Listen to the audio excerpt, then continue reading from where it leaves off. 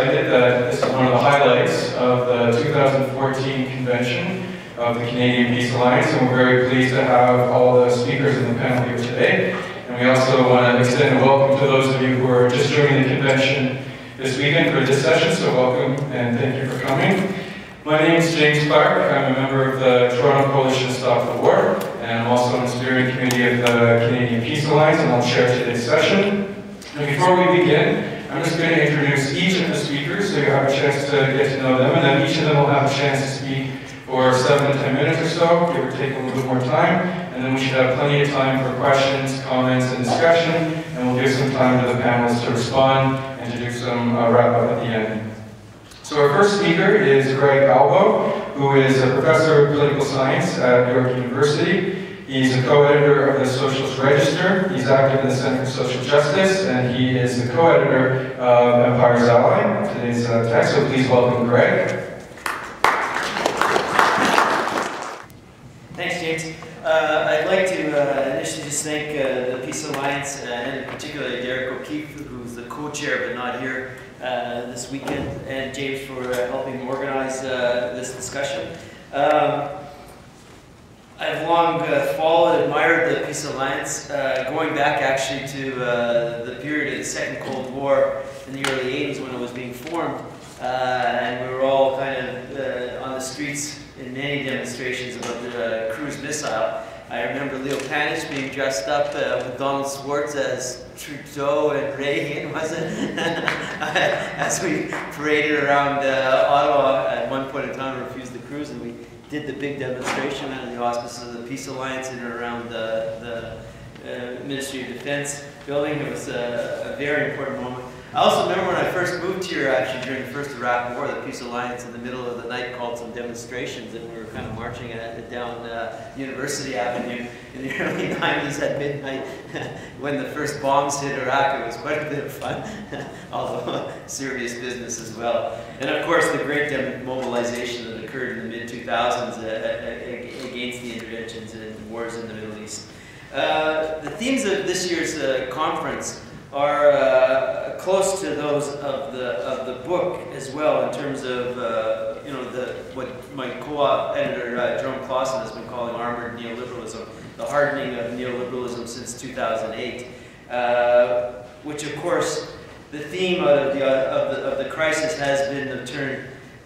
in the advanced capitalist core countries towards permanent austerity, which has been coupled with the move, particularly in the U.S., of what they've called permanent war in various strategy documents, and kind of became sanctioned in the congressional hearings this summer by the U.S. Armed Services Committee. It's also something that we have been working on, a theme in the Socialist Register volumes over the last couple of years, on the question of strategy, the crisis on the left, the way that these geopolitical features were also merging with the question of austerity. Like this conference, our initial intent was simply to do something critical about Canadian foreign policy and the war in Afghanistan, which was, in the mid-2000s, was not subject to a lot of criticism and widespread critique.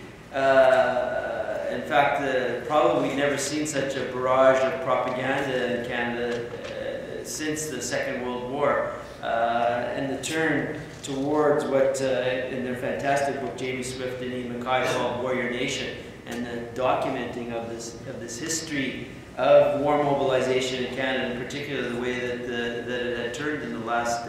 decade. But now I think there is some opening up for critique of the war, and the results partly because of the pullout that's, although what that pullout actually means is still not clear, of Afghanistan this year, and the turmoil that exists still across the Middle East. Like just last week, Doug Sanders in the Globe and Mail was asking that pretty blunt question of whether the war was a total failure, or worse, as he put it. And that was the question he left. Hardly a radical source, but questioning the entire enterprise. More critically, over the last few months out of the Afghanistan Analyst Network centered in Kabul has become a similar analysis of the nature of the situation in Afghanistan with the total disaster that exists there, which has been generalized, and his writing has continued to lay out those themes. Of course, it is Patrick Coburn. His writing on the Middle East, in particular Afghanistan, have continued to lay out those themes. So it's kind of widening the space for critical reflections about the war, and coming around to what we'd argued in the peace movement throughout this time period, the disaster that would be the consequence of the intervention in Afghanistan. When we began this project for this book in 2009, it was coupled with the moment of the upsurge that came with Obama's election and Canada moving to join that upsurge, and coupling the upsurge with the anti-crisis spending, the Canada First strategy doctrine, and so forth. And what we wanted to do was to lay out some general themes about the nature of Canadian foreign policy alongside the assessment of the Afghanistan war. There's a number of themes that we tried to convey across the book, partly linking it to Canada's involvement in Haiti at the time period, the need to develop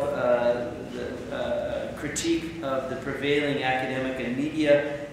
accounts of Canada, dealing with Canada as a middle power, the peacekeeping view of Canada, which the National Post over the last year has been propagandizing to move Canada, to begin considering Canada in the process of moving not to being a middle power to being a great power, as it sees the role that Canada should undertake in the 21st century. And also in terms of the imperialist role in Canada. There was also a tendency to continue to isolate Canadian defense strategy from the wider developments that were occurring with respect to Canadian defense policy. This is related not only to the changes that occurred with Harper coming to power, but also the changes that had ensued with the Chrétien-Martin government. There was also an additional aspect that has been almost isolated in its discussion in Canada, which has been going on in military affairs across the West, and was part of shifting the overall strategic positioning of foreign policy, and that was the revolution in military affairs through the transformation in military hardware, the drones and all these other aspects of military deployments that were all being coupled with a shifting of military strategy as well. We wanted to connect the book to that development as well. Finally, another purpose when we set out to do this was to connect the developing group of socialist and Marxist researchers on Canadian imperialism and Canadian foreign policy together with the activities that were occurring in the peace movement, and to continue to build on, which was very fragile in both the academy and in wider society, what Cranford Pratt in the 1980s, one of the longtime peace activists in Canada, had called the counter-consensus. The counter-consensus to where Canadian military policy and foreign policy had been situated. In terms of the book itself, there was a few themes, very specific themes that I want to get across that carry the text, and I think are the importance of the book in terms of framing a lot of research agendas in and around Canadian foreign policy, but also the assessment of where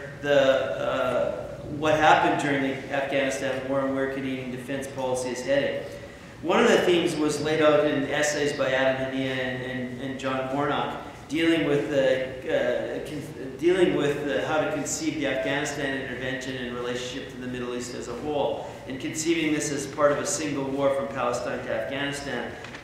taking place on many fronts. This had to do with the way that NATO power in particular was being deployed to integrate and discipline the different zones into a global capitalism. And part of the way that the NATO doctrines itself, which was taken up by some of the authors as well, had shifted towards and defining this as a disciplinary militarism, so breaking with some of the conventions by which NATO had defined its position, its historical positions, which was also coming in line with the turn that had occurred in American foreign policy, or the reassertion within American foreign policy of American primacy in international affairs, which was coupled with the Bush Doctrine, which post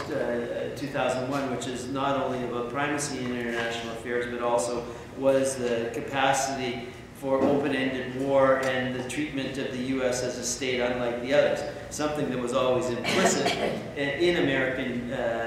diplomacy and thinking, but was now much more explicitly put. A second theme that was laid out in essays by Jerome,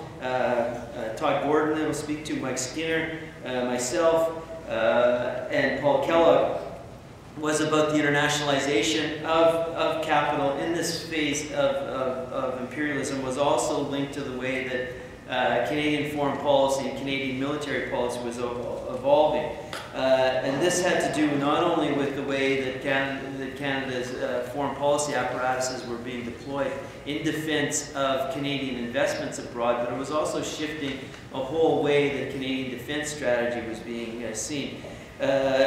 This linked to some of the themes about the way that Canadian defense strategy was also being redefined in terms of the overall organization of the Canadian state. Many of the things that we've seen over the last number of years of the integration of CETA into foreign affairs, the dominance of trade within foreign affairs, the subordination of diplomacy to economic matters, and the relative moving up into the importance of the defense, Department of Defense in foreign policy thinking in Canada, particularly the way that actually has been restructured in and around the Prime Minister's office. The third theme of the book in particular is taken up by Angela, who will speak in a minute, by Justin Potter, Anthony Fenton, and John Helmer, Shireen Razak, which deals with the particular way that Canada mobilized its foreign policy apparatuses, its military, diplomatic, development apparatuses in the Middle East, the 3D approach as it was called, or the whole of government approach as Harper amended it, and the way that this led to impacts across the entire Canadian state, and in fact Canada became a bit of the leader in this method of deployment, including, actually surprisingly, going in the U.S. and training the American State Department and some of the American defense apparatuses on this orientation as they attempted to kind of pacify things on the ground in Afghanistan. The final theme of the book, I think, is the notion that comes from the interventions that we had from Jessica, who will speak in a minute, and Derek O'Keefe from the peace movement itself, the Cheikh Bagheera, the Canadian Peace Alliance, dealing with the fact that the war could not be won on its own terms, that it would probably lead to increased instability across the region, and that this would be coupled with increasing militarism at home as well as abroad. Of course, these are the events that you have been speaking to over the weekend, and that we will kind of continue to debate and hear from in the interventions to come. I just want to end with a couple of quotes from the text that deal with some of the themes, and particularly one of the main themes that we tried to get across in the book in thinking about Canada and the war. In these and other ways, Canada's war has represented the imperial policy of a secondary state in the US-led empire of capital. More than this, it has been linked to a capitalist class strategy within the Canadian state to build and advance a policy of global militarism in line with the deep integration of the North American bloc and the internationalization of Canadian capital. I think that theme in particular is the unique theme of this book, the linking of this of the war to this particular phase of imperialism, the essays that in particular taken up by Jerome and Todd. I just want to conclude with the political conclusion to the book, which I'll actually read the political conclusion to my essay, in fact.